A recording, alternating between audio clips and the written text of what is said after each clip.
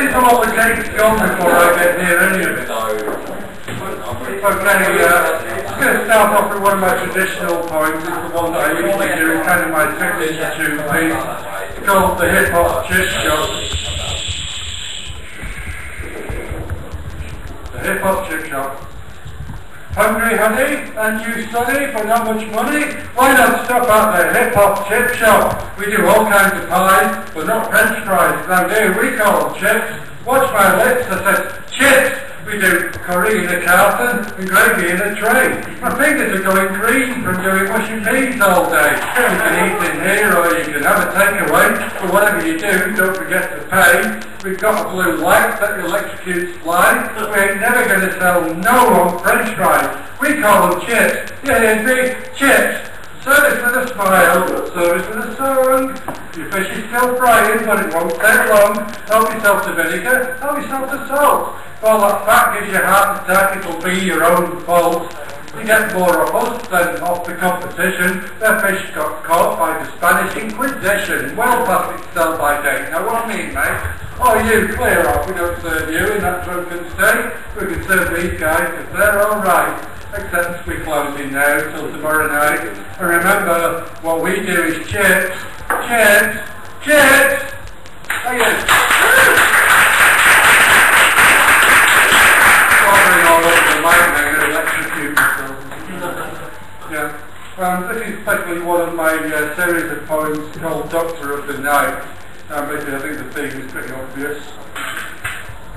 I've told you before, and I'll tell you again. You don't just kill him, you eat his brain. Vegetarian principles no longer apply. If you don't want them raw, have them stir-fried. Baked or boiled or roast. Personally, I love them on toast. Undead means no more humanitarianism. Zombies go for primeval cannibalism. Take 2 fingers twice nightly and try to look more unsightly. If the symptoms persist, you'll have to insist that you come back next week, because you'll make yourself weak if you don't eat your meals. Trust me, I know how it feels the first time you try it. But zombies can't choose their diet. Soon the hungry craving will set you raving. So off you go to drive round in your car. See people on the streets as your abattoir. Invite someone home. Invite them in and strip them to the bone. I don't like to see my patients off their food, so off you go now to have someone stewed. This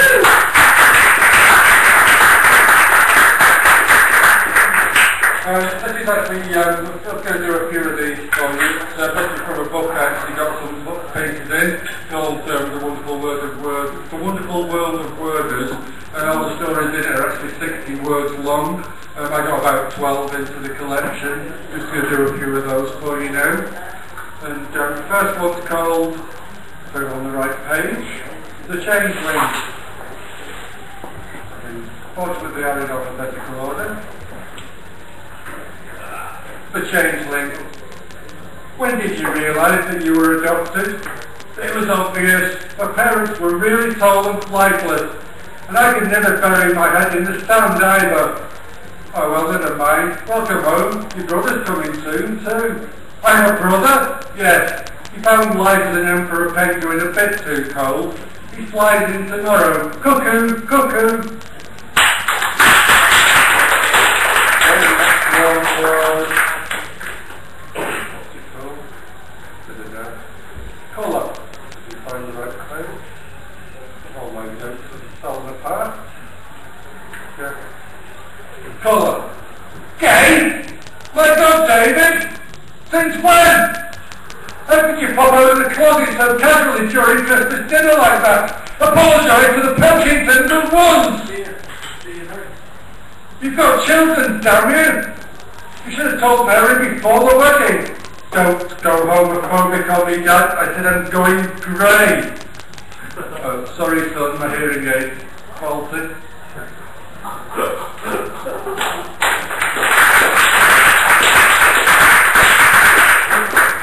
Next one, inconceivable. Jeez. This one, last. In explanation, Captain, the marriage to less false slandering.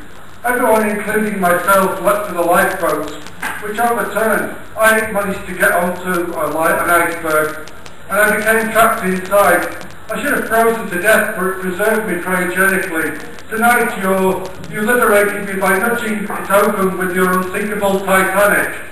Excuse me, but is the bow supposed to float down like that?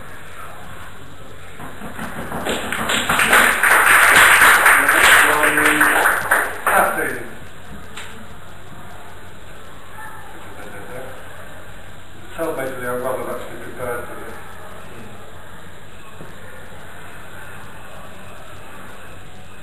Yep, satin. Satan, satin, satin. Learning Latin. Someone let the cat in. There's 100 pages of this dribble, you say? Yes, at least. Would you like to hear more? No, it's diabolical. You don't like it. It's torture. Can I recite my rhyme to the audience? Of course. Keep repeating it throughout eternity. Thanks, Dad! You're welcome, Beelzebub.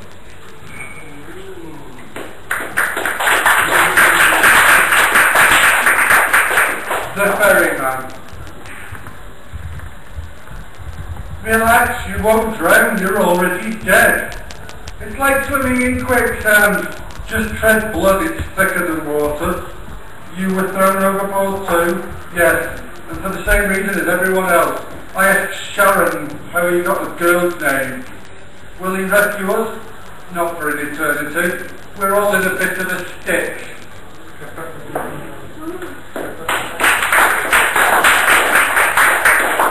The last one from the collection is The Graveyard Shift. Oh, Jesus! John Smith's quite a common name. I've stolen my own gravestone, look. He died in 1823. But when I die, chisel out his name and time of death, replace it with mine. So you know how much tombstones cost these days. I knew you were cheap, but so you won't come back with me tonight and help me make a coffee.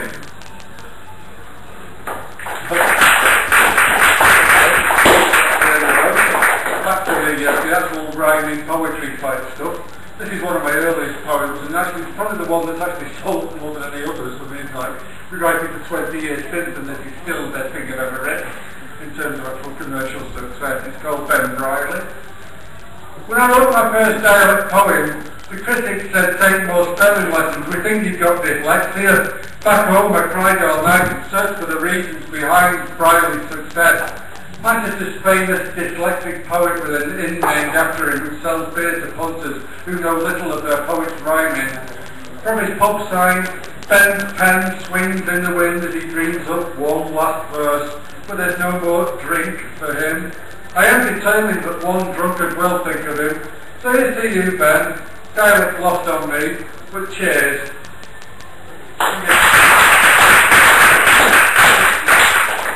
This is one of my Cthulhu stories. I've written several kind of stories inspired by the works of H.P. Lovecraft. I don't know, is anyone a Lovecraft fan? Yeah. Especially this is one called Lunch. I have devoured galaxies and stars. Black holes are the stale crumbs that remain of many of my meals. It seems like years since my last star cluster. Far a few asteroids I've not eaten in decades. I'm feeling peckish once more. Before me lies a world teeming with snack-sized life forms who I will need to scoop up by the score to even begin to taste. But I relish the effort. The world I see is a dish, rich in minerals and acids of many kinds, a veritable smorgasbord of different tastes and textures, a tender crust containing a hot, molten interior, gravy sauce that vents out an occasional volcanic steam activity. At the poles are cooling ice cream desserts, and there is even a salty brine to wash throats clean with after dining. Delicious. I salivate as I approach, debating where to begin my feast. This is a true gourmet world. I stepped down from the stars onto a vast rock peninsula capped with icing, which crumbled in my claws and cascades down the hillside in rivers. I take the summit of the mountain in my jaws, and the rocks cracked easily asunder, slipped down my gullet. From below I heard the gentle tapping of tiny ice picks as an expeditionary exploratory team of mortals comes out from the shelter after the earthquake generated by my descent to consider whether or not to complete their ascent of our planet's highest peak. They will not expect to see the summit for a day or two at the rate of their travel, so it will amuse me before I consume them to see their faces on finding the peak and myself so quickly. They are about to discover that the mountain has shrunk by several thousand feet. I contemplate moving on though before they get to me. A world of tasty as this should not be consumed in one greedy binge, but savoured and kept for special occasions. I will take a few gas giants in the Beetlejuice system for now, and return to this truly fruitful realm sometime in the next few eons or so.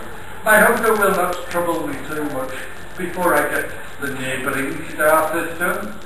However, as I bound up into the dark heavens from whence I came, I glanced about and noticed some matters of grave concern to me. A large hole has been chewed or wrenched violently in the planet's sensitive ozone layers. Some of the food below is showing signs of being overcooked. Also, a tropical rainforest I see on the nearby continent has flies decimated by some messy eater. I can only assume that one of my kind has died here ahead of me, and has made rather a mess of the table before leaving. Such behaviour is uncalled for, and I must trace the ill-mannered fool's whereabouts before he spoils the food, enough to ruin my own appetite for it. I circle the world, looking for the culprit responsible for such sloppy eating. When I find him, he will pay dearly for putting me off my dinner in such a way. Who could possibly be so disrespectful to such a fine restaurant as this? Okay?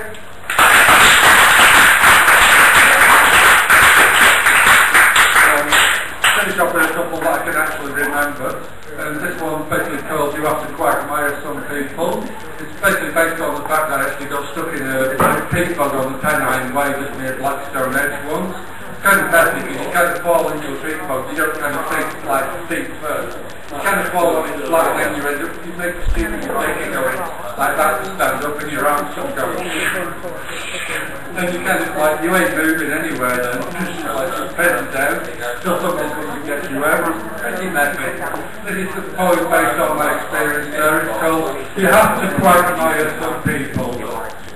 Masochists have taken to the great outdoors. Whatever the weather, they're out on the moors. The boats they need are nowhere at hand, but there's boats they can't flush, Pennine quicksand, foamless brown jelly, oh concrete it over, protect the hapless hill walker and rover. There's only one safe path by which to get past. You walk on the heads of those who sang last. May Western wellies to be worn at all times, and Bondi Beach lifeguards to patrol the Pennine. Thank you. I'll finish with my really timely protest against the government's community charge, which was basically set by Margaret Thatcher and basically hasn't been in use for about 20 years. And but we're still protesting against it because it's horrible. It's called This Time the Cowboys Lose. On white man comes through on reservation to make measurements and calculation. Untold pole parties, all he say, the higher it goes, the more you must pay. I want to pay poll tax, insuring. Sue, tenderfoot, onward on war pay. Fox on Mansley, crazy horse farming. Give more war cry than unsell the army. Praise, sharpen up arrows and polish up axe. And shout, forward to untold poll tax. Thank you.